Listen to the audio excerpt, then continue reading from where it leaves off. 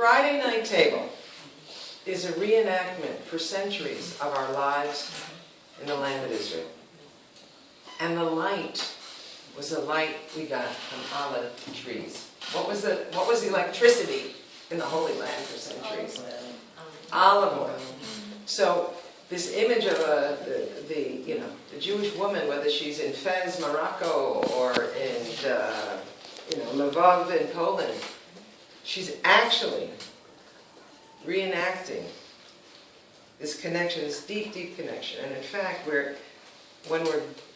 so we begin every Shabbat with a kind of deep connection, whether we know it or not, to these trees, these olive trees, which, by the way, from what I understand, it's the only tree that can regenerate when it dies, which is very much part of the Jewish tradition, this idea of regeneration, that we're yet again, we're reborn, recreated, we're renewed, the olive tree. And then, of course, the wine is a symbol, the grapes. This we don't share with Islam, the wine.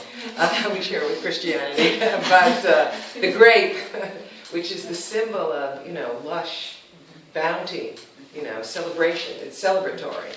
The idea that wine is celebrated, that Judaism only celebrates on condition that others celebrate with us. It's the poor, it's the widow, it's the orphan, and not just the Jewish widow and orphan. It should be every widow and orphan. And last but not least, this is the order of the Shabbat.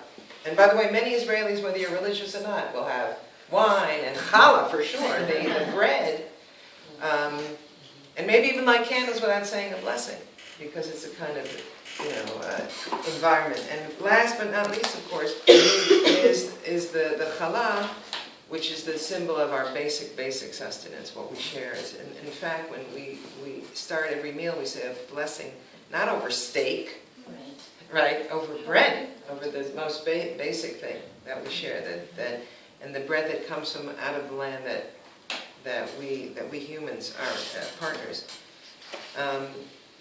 So I think that it's certainly in our Jewish lives, our rituals are constant reminders of our obligation to this land, not just this land, our obligations to others, and maybe we're at a point where we're, with our more confidence, ready to also really open up the Shabbat table, really like our father Abraham and Sarah, really open the tent and bring others in.